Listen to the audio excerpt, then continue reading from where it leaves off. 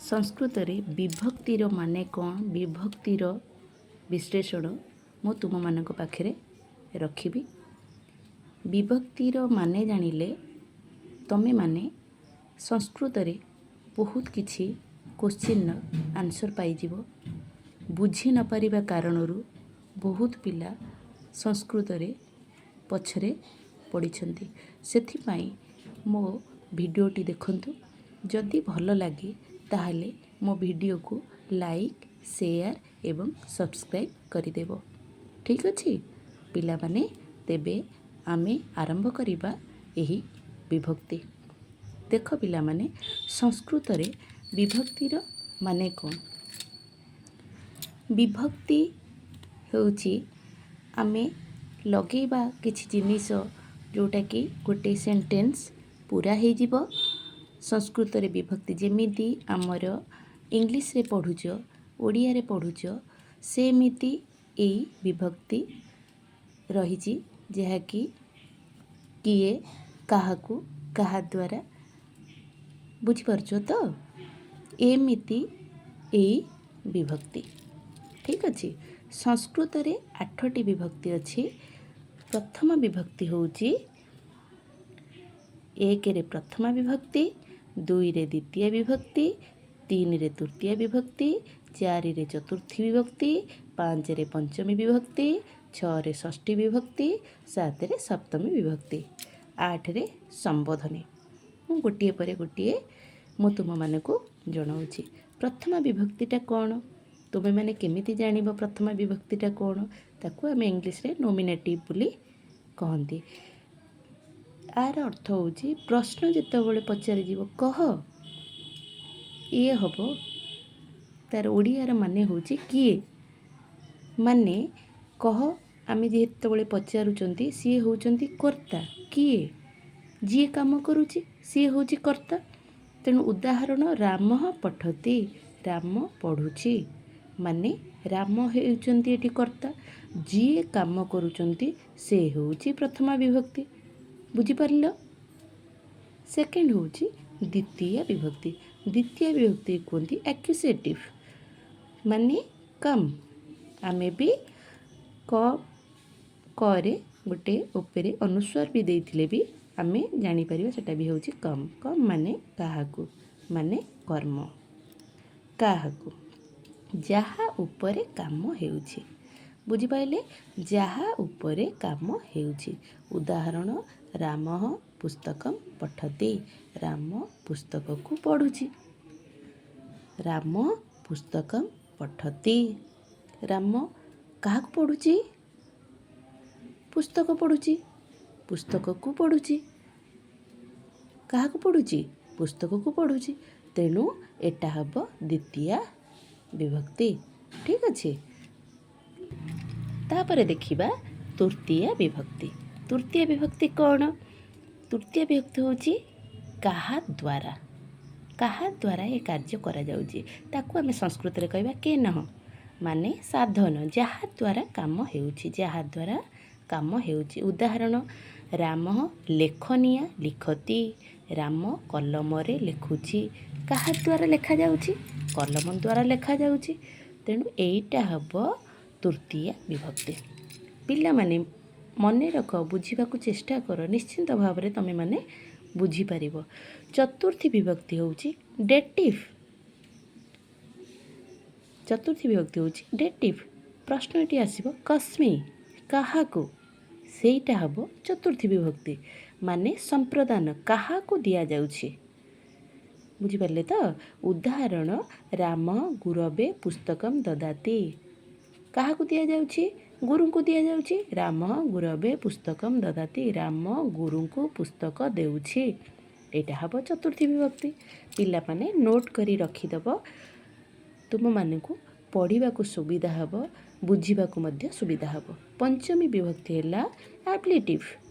प्रश्न आसीबो कस्मात काहा ठारू माने हेतु बा वियोग काहा ठारू किछि एठी वियोग करा गला काहा ठारू हबो काहेकि भी हबो। उदाहरण गृहात आगच्छति से घरु आसुछि से घरु कोठु आसुछि घरु आसुछि माने କିଛି ଏଠି ବିୟୋଗ ହେଲା, ଘରେ ଥିଲା ଘରୁ ଆସିଲା। ଠିକ୍ ଅଛି। ତାପରେ ହେବ ଷଷ୍ଠୀ ବିଭକ୍ତି। ଏଠି ବି ଆହୁରି ଗୋଟେ କଥା, କାହିଁକି ଆସିଲା ତାର ବି କୋଶ୍ଚିନ୍ ଆସିଲେ ସିଏ ବି ହେବ ସେମିତି ପଞ୍ଚମୀ ବିଭକ୍ତି। ଠିକ୍ ଅଛି। ତେବେ ଷଷ୍ଠୀ ବିଭକ୍ତି। ଷଷ୍ଠୀ ବିଭକ୍ତି ହେଉଛି କସ୍ୟ, କାହାର, ମାନେ ସମ୍ବନ୍ଧ ଅଧିକାର। ଉଦାହରଣ, ରାମସ୍ୟ ପୁସ୍ତକମ୍, କାହାର ପୁସ୍ତକମ୍? ରାମସ୍ୟ ପୁସ୍ତକମ୍, ରାମଙ୍କର ପୁସ୍ତକ। ଠିକ୍ ଅଛି। ତାପରେ ଦେଖ ପିଲାମାନେ ସପ୍ତମୀ ବିଭକ୍ତି। ସପ୍ତମୀ ବିଭକ୍ତି ହେଉଛି ଲୋକେଟିଭ୍ କେସ୍, କସ୍ୟ ସ୍ଥାନେ ବା କୁତ୍ର। ଏଠି କହିପାରିବା କାହାଠାରେ ବା କେଉଁଠାରେ। ବିଦ୍ୟାଳୟେ ବାଳକः ପଠତି, ବାଳକ ବିଦ୍ୟାଳୟରେ ପଢ଼ୁଛି। ଏଠି ଆମେ ଦୁଇ ପ୍ରକାର ଏଠି ଅର୍ଥ ବାହାର କରିପାରିବା। ଗୋଟେ ହେଉଛି କାହାଠାରେ, ଆଉ ଗୋଟେ ହେଉଛି କ'ଣ, କେଉଁଠାରେ। ଆମେ ଯେତେବେଳେ କେଉଁଠାରେ କହିବା ବା କାହାଠାରେ କହିବା, କେଉଁଠାରେ କହିଲେ କୁତ୍ର ହେବ, କାହାଠାରେ ଯେତେବେଳେ କହିବା ସେଟା ହେବ କସ୍ୟ ସ୍ଥାନେ। ରାମସ୍ୟ ଗୃହେ, ରାମଙ୍କ ଘରେ। ଶିବସ୍ୟ ମନ୍ଦିରେ, ଶିବଙ୍କ ମନ୍ଦିରେ। କେଉଁଠାରେ, କୁତ୍ର। କୁତ୍ର ଅର୍ଥ କେଉଁଠାରେ। ସ ବିଦ୍ୟାଳୟ ଅସ୍ତି, ସେ ସ୍କୁଲରେ ଅଛନ୍ତି। ସୀତା ଉଦ୍ୟାନେ ଅସ୍ତି, ସୀତା ବଗିଚାରେ ଅଛନ୍ତି। ଠିକ୍ ଅଛି। ତାପରେ ସପ୍ତମୀ ବିଭକ୍ତିର ପ୍ରୟୋଗ କେଉଁ କେଉଁ ସ୍ଥାନରେ ହୁଏ, ତାହାର ବିଶେଷଣଟା କ'ଣ? ସ୍ଥାନ ବିଶେଷରେ ବି ହୁଏ, ସମୟ ବିଶେଷରେ ବି ହୁଏ, ବିଷୟରେ ବି ହୁଏ। ସ୍ଥାନ ମାନେ ପ୍ରଦର୍ଶନ, ସ୍ଥାନ ପ୍ରଦର୍ଶନ କେଉଁଠି କାହାର କାର୍ଯ୍ୟ ହେଉଛି।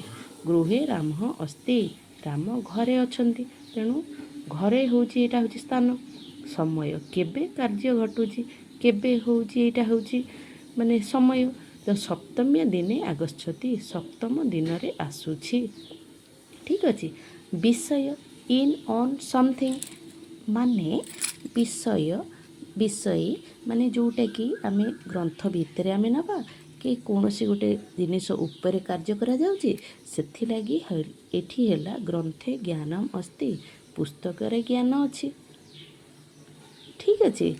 ଏଇଟା ହେବ ସପ୍ତମୀ ବିଭକ୍ତି। ବୁଝିପାରିଲେ? ଯଦି ଏ ଜିନିଷଟିକୁ ଭଲ ଲାଗୁଛି ତାହେଲେ ଭଲ ଭାବରେ ତମେମାନେ ଏହାକୁ ବୁଝିବାକୁ ଚେଷ୍ଟା କର। ପୁଣି ରିପିଟ୍ କରି ବୁଝିବାକୁ ଚେଷ୍ଟା କର। ଖୁବ୍ ସହଜରେ ବିଭକ୍ତି ଜାଣିପାରିବ। ଠିକ୍ ଅଛି। ତାପରେ ଆସିଯିବ ସମ୍ବୋଧନୀ, ଭୋକେଟିଭ୍। ସମ୍ବୋଧନୀ ମାନେ ସମ୍ବୋଧନ କରିବା, କାହାକୁ ଡାକିବା, କାହାକୁ ଗୋଟେ ସମ୍ମାନ ଦେଇ ଡାକିବା, କେଉଁ ଲୋକଙ୍କୁ କେମିତି ଭାବରେ ଅର୍ଥ ବୁଝାଯିବ ସେଇ ହିସାବରେ ଆମେ ତାହାଙ୍କୁ ସମ୍ବୋଧନ କରିବା। ଏଇଟା କେମିତି ହୁଏ? ସଂସ୍କୃତ ବ୍ୟାକରଣରେ ଗୁରୁତ୍ୱପୂର୍ଣ୍ଣ ହେଉଛି ସମ୍ବୋଧନ। କେମିତି? ସମ୍ବୋଧନର ଅର୍ଥ କାହାକୁ ସିଧାସଳଖ ଡାକିବା କିମ୍ବା ସମ୍ବୋଧନ କରିବା ବେଳେ ବ୍ୟବହାର ହୁଏ। ଯେପରି ହେ ରାମ, ହେ ମାତା ସମ୍ବୋଧନର ବିଶେଷଣ। ଯେମିତି ତୁମମାନଙ୍କ ମା ତୁମକୁ ଡାକନ୍ତି ହେ ବାପା, ହେ ଧନ, ତା ପୂର୍ବରୁ ନିହାତି ଭାବରେ ହେ ଲଗାନ୍ତି। କିଏ କିଭଳି ଭାବରେ ଡାକେ ସେଇଟା ଅନୁଭବ କର। ସମ୍ବୋଧନର ବିଶେଷଣ। ସମ୍ବୋଧନରେ ହେ ଉପସର୍ଗ ବହୁଳ ଭାବେ ବ୍ୟବହୃତ ହୁଏ। ହେ ରାମ, ହେ ରାମ, ହେ କୃଷ୍ଣ, ହେ କୃଷ୍ଣ। ନାମପଦ ବା ନାଉନ୍ ପ୍ରାୟତଃ ପ୍ରଥମ ବିଭକ୍ତି ନୋମିନେଟିଭ୍ ସହିତ ସମାନ ରହେ। ବୁଝିପାରୁଛ ପିଲାମାନେ? ସମ୍ବୋଧନରେ ବାକ୍ୟରେ କ୍ରିୟା ବ୍ୟବହାର ନ ହୋଇପାରେ, କାରଣ ମାତ୍ର ଡାକିବା ପାଇଁ ଉଦ୍ଦିଷ୍ଟ। ଉଦାହରଣ, ହେ ମିତ୍ର, ହେ ବନ୍ଧୁ, ହେ ମାତା, ହେ ମା, ହେ ଗୁର, ହେ ଗୁରୁଦେବ, ଭୋ ଦେବ, ହେ ଦେବ। ସରଳ କଥା ହେଉଛି ହେ ପ୍ଲସ୍ ନାମ ହେଉଛି ସମ୍ବୋଧନ। ହେ ପ୍ଲସ୍ ନାମ ହେଉଛି ସମ୍ବୋଧନ। ଠିକ୍ ଅଛି ପିଲାମାନେ, ଯଦି ମୋର ଏଇ ବିଭକ୍ତିଟି ତୁମମାନଙ୍କୁ ଭଲ ଲାଗୁଥାଏ ତେବେ ମୋର ଏଇ ଚ୍ୟାନେଲଟିକୁ ଲାଇକ୍, ସେୟାର ଏବଂ ସବସ୍କ୍ରାଇବ୍ କରିଦେବ, ଯାହାଫଳରେ ମୁଁ ତୁମମାନଙ୍କୁ ଅଲଗା ବିଷୟରେ ପଢ଼ିବାକୁ ଚେଷ୍ଟା କରିବି। ମୋତେ ବି ଖୁସି ଲାଗିବ। ରହୁଛି ପିଲାମାନେ, ଭଲରେ ପାଠ ପଢ଼, ମନ ଦେଇ ପାଠ ପଢ଼। ଠିକ୍ ଅଛି।